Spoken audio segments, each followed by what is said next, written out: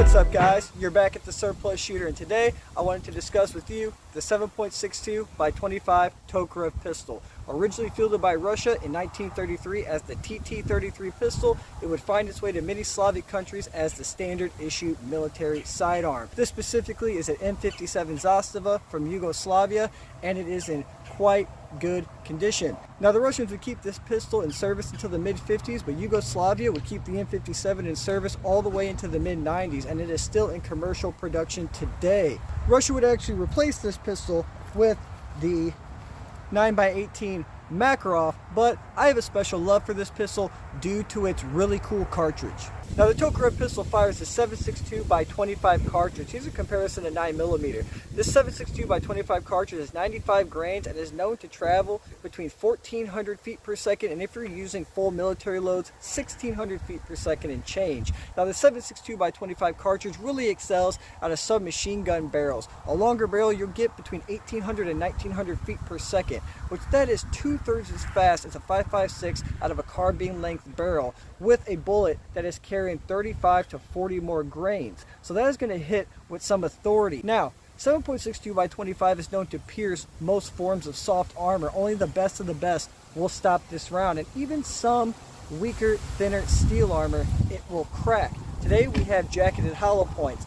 Now when a round with a jacketed hollow point hits a soft target doing over 1,600 feet per second, that jacket is going to shred off and is going to be very, very violent. Alright guys, now I gave you the rundown of this M57 Tokarev. Let's get to shooting and playing around with the range, and we'll do some talking about it later. So let's load up our M57 Zastava mag for the first time. Let's hope that these rounds go in here smoothly. Looks like they are. As I said, we're using jacketed hollow points today, so let's hope for the best. I really hope these feed okay. Accuracy is secondary. As long as I'm hitting the target within 10 to 15 yards, that's good enough, right? These Yugoslavian Tokarevs fit 9 rounds instead of the standard 8, or at least they should. That is 9 rounds. So this is my first time firing a Tokarev, let alone 7.62 by 25. I'm pretty excited, so let's hope for the best here. Ooh, what did I do wrong? What is the deal? What am I doing wrong? Oh, I had it on half cock. That is the safety feature. That's why I couldn't take the mag back. So put the magazine in, drop the hammer. Okay, now I should be able to load a round. All right, good to go. All right, let's see how it goes.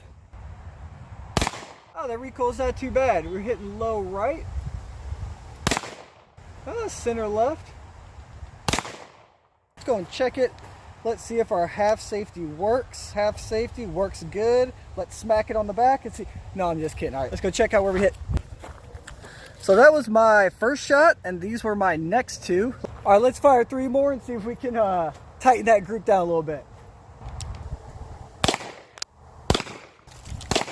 That recoil feels better than the jacketed hollow point 9x18 cartridges out of my Makarov, which for some reason I still have in my belt line. And here's our next 3 impacts. Not too bad. I don't know if that's me or the pistol. Let's back up a little bit and see how it goes. About 25 yards. Let's see how our accuracy is with the 7.62 by 25 Tokarev. Hammer back. Keep forgetting.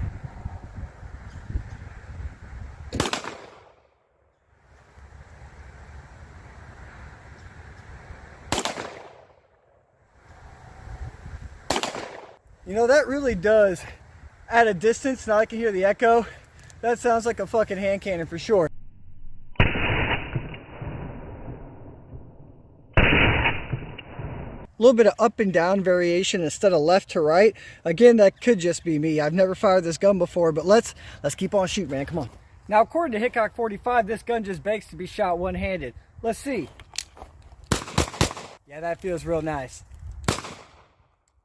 So I've been working on a draw technique with this pistol, because your best bet to carry one in the chamber is at your half safety. Now, even these guns aren't known to be drop safe. If you're not a complete moron, you can probably carry the gun with one in the chamber just fine.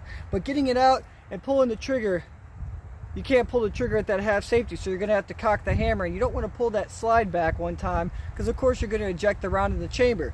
So I've been working on this draw technique where I pull the hammer, and then come up to fire. So let's go ahead and try it. Do it slow.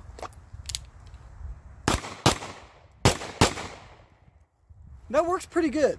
Not bad at all. Let's see if I can not let off a round here. All right, not bad. All right, let's try it again. That shoots really fucking flat, tell you the truth. For being such a hand cannon, I'm pulling my shots a little low because I'm not used to the trigger, but damn, this feels as flat shooting as like a 1911, like a 45, how just a slow thunk, thunk, thunk, thunk. I really like it.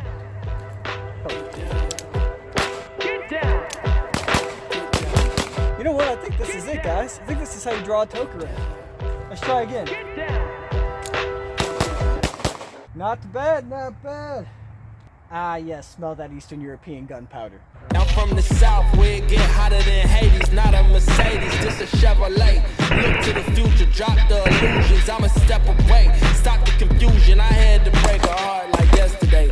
Love don't cost a thing, but I need extra pay. My palms itching, it's a tradition for me to run it up. Your mom's kitchen might catch me whipping my wrist like double dutch. I doubled up ambition. So far, this pistol runs absolutely fantastic. No problems with the jacketed hollow points, and our accuracy is pretty damn good.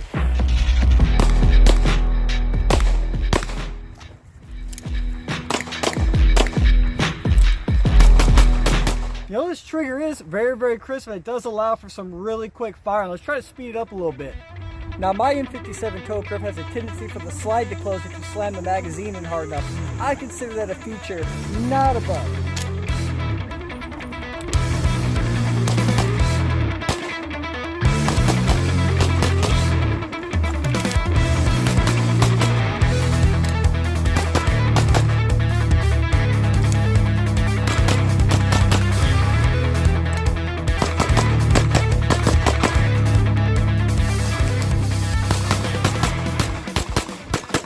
Alright guys, let's try our luck on steel from about 15 yards with this M57 Tokarev. And I'm a little scared of steel now. Have you guys seen that video from Brazil of the guy dying at the range? Shoots a target that's not properly angled, the full round bounces back, hits him in the chest. Yeah, I'm scared of steel now, so 15 yards it is.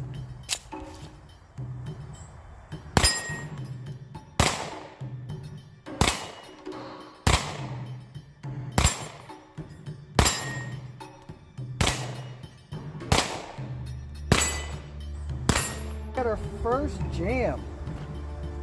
First time for everything, I suppose. Assuming I'm pulling some of those shots low, so we'll aim a little bit higher next time.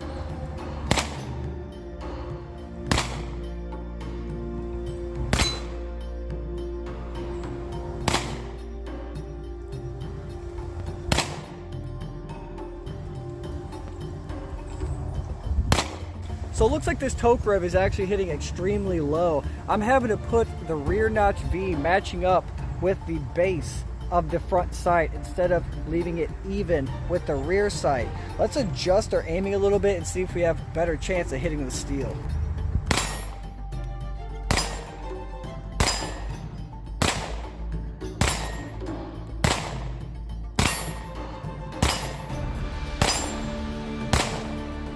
Alright, so we were having some trouble hitting steel at 15 yards with this thing. It seems like my point of impact is either shifting or I'm just yanking the trigger. So I moved back to a soft target, fired one shot at the head, and I hit dead on. So either my point of impact is changing due to the corrosion in the barrel, due to the ammunition, or I'm just yanking the trigger. So let's see if we can get a decent, consistent group with these last 5 rounds. The 5 we got in the magazine. So I was aiming about right here. We are getting a lot of variability on our hits. We don't have any keyholing. I think that might have to do with it being jacketed hollow points. We're gonna have to get some full metal jacket and test this gun again. Alright guys, in conclusion, what can we say about the data that we collected on this pistol at the range? I think our accuracy issues really come down to using the PPU jacketed hollow points. I have the same exact issue in my Makarov with that same brand ammunition. About every 5 rounds it fails to feed and it shoots very high and to the left. This gun experienced a little bit more of vertical stringing up and down, but I was still able to hit a torso target. So hopefully we can get some FMJ and test that out and it shoots okay. I hope it doesn't come down to the bit of corrosion we have at the throat of the barrel, and I would think that it wouldn't offer that much variation in accuracy like we've seen. As you can see, our barrel's still kind of dirty from shooting. I swabbed it a little bit, but we have a bit of corrosion in the rifling. It's still pretty deep, but we look at the back, that's where most of the corrosion is right where the casing goes in. So hopefully that's not letting any gas around there and changing the pressures down the barrel and messing up our accuracy. I doubt it. I think it's just the jacketed hollow points. So let's get in closer and take a closer look at this gun, and you guys can see why I chose the title that I did, calling this a Stange Tokarev pistol. Now let's take a closer look at this Yugoslavian M57 Tokarev by Zastava. Right off the bat, you can see that it has a C prefix. Now for the military pistols, that should land it around the year 1961. It also has the Yugoslavian, I believe it is the 6 torch crest on the top and the belt loop, which lends credence towards this being a military issue pistol. There's also more evidence on the inside, which I'll show you in a minute. Grips have a different acronym. They have the later acronym changed in 1963 from Federal People's Republic of Yugoslavia, then it changed to the Social Federal Republic of Yugoslavia in 1963.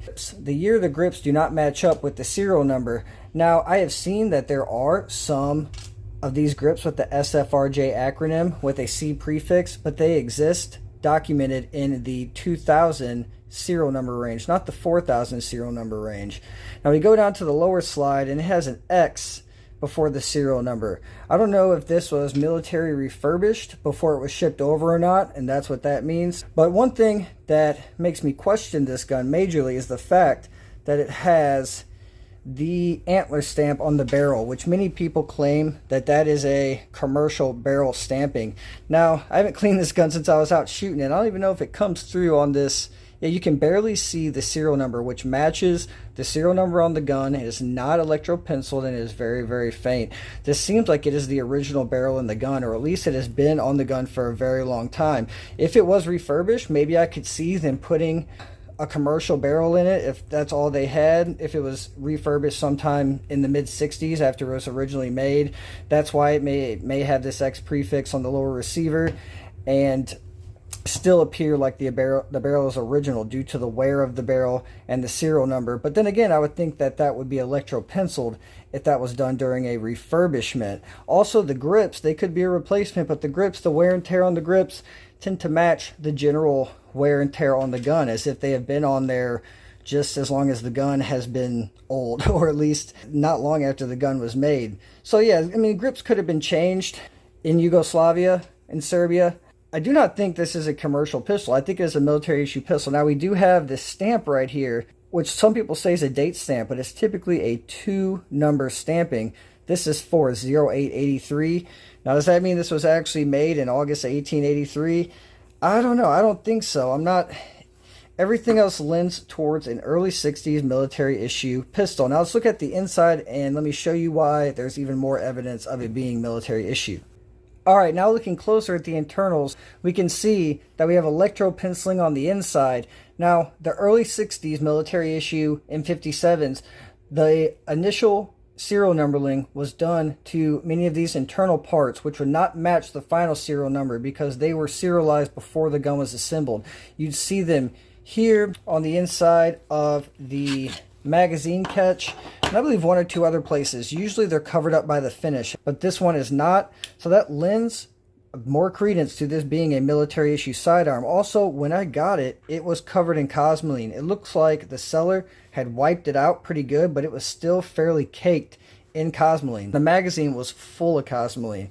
So I seem to be the first owner since this gun was shipped over here or imported. Now, a very last thing to note is the unusual plum color of the lower receiver. It is a purplish hue, while the upper receiver it has a bit of a purple hue, but not as much. And the hammer is a very purple hue. Once again, if this was refurbished, that might make sense. Or if these parts were made in 2 different locations, or just 2 different batches of finish, if they didn't get the chemistry right, they didn't get it hot enough, something like that, I'm not sure. But I actually really do like that purplish tone that it's faded into. Closer look at the barrels, very dirty after shooting it. I need to wipe that down. As you can see, you have the antler stamping and your powder stamping, very faint serial number on there. Also, lastly, I might add that this has the aftermarket Glock safety trigger. I plan on getting a original M57 trigger just so the gun can be in its original state. This is really the only part of the gun that is, I believe, is not original. This gun was sold as an all original M57 from a reputable seller, and I believe this is a freshly imported pistol. But if it was strict military use, if it was actually a special made police pistol, that's why it may have a commercial barrel. Again, I'm not for sure whether that stamping really means commercial or not. There is some dispute from what I see in forums, but I don't really know. If you guys have any idea, leave it in the comments. I'd like to see. But alright guys, I'm happy you guys stuck around to the end. Just want to let you know I'm probably not going to have another video drop until the first of the year, sometime in January. Maybe a couple shorts here and there, but that's probably going to be it. So you guys have a happy Thanksgiving, a happy Christmas, holiday, whatever it is you celebrate, whatever it is you believe. And I will see you guys on the next one.